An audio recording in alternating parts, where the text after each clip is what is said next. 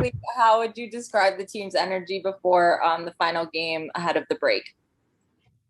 Really good. Everyone's just super excited just to play this game. We haven't played, and it feels like a long time. Even it's been like a week, so it just feels good to get back on the court and be able to play a game. And you've already got a couple underneath your belt. What's your strategy going into it?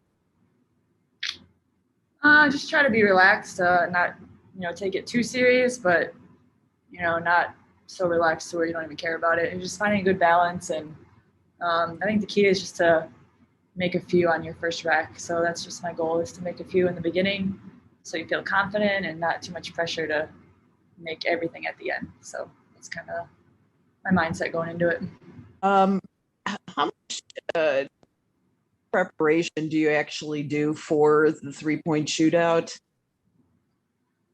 In the past, I've used a rack and practiced a little bit at practice, but I didn't do that this time. So, I shoot spots every day, but just not like grabbing the ball like that. So I think all the preparation is just every shot I've ever taken in my career. So I'm just going to be confident in that, I get shots up every day, and whatever happens, happens. Eric Wilson has asked in the chat, preparing for tonight against the Mystics, how defensively has the team prepared to disrupt them? We have a good game plan. We know they like to, when they win games, they make a lot of threes.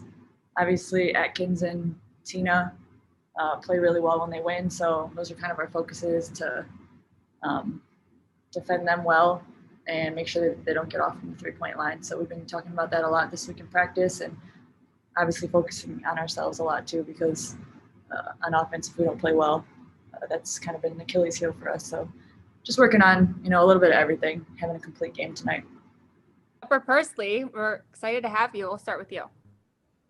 Thank you. Hi, Courtney. So great to see you. So there's a lot of this talk about great players and GOATs and all that type of stuff. But in your opinion, what skills define a truly great basketball player? Wow, good question. I think someone that is competitive, athleticism helps, intelligent, and fearless. I think if you have those attributes, you're on a really good path to be one of the greatest. Tonight against the Mystic, last home game before the break, just mentally, how's the team preparing to disrupt this Mystics team? Well, we know that they have the leading scorer of the league on the team, and she kind of runs things for them. So luckily we had a week to prepare. It's been nice to really practice and kind of get our defense in check, and it's all about trying to contain their scores. So if we can do that, we're in a good chance to win the game. What adjustments does the team, or is the team focused on making ahead of the second half of the season? Really limiting our turnovers, just getting a shot up every time down the floor, because we have proven over the course of the season that when we get shots up, we shoot a high percentage and we score the basketball. So that's number one. Obviously defensive rebounding. If we limit the other team's second chance points, we're the games that we have won, those are the two things that we've done a good job in terms of the stats and the categories like that. So those are the things that we're just gonna focus on going forward. If we limit our turnovers and rebound the basketball, we're in a good shape, we think. And then as far as All-Star goes, Allie's going to be shooting during halftime. So are you three going to be popping out of the locker room to come support her, or how is that? Are you going to be able to watch her during halftime for 3-point?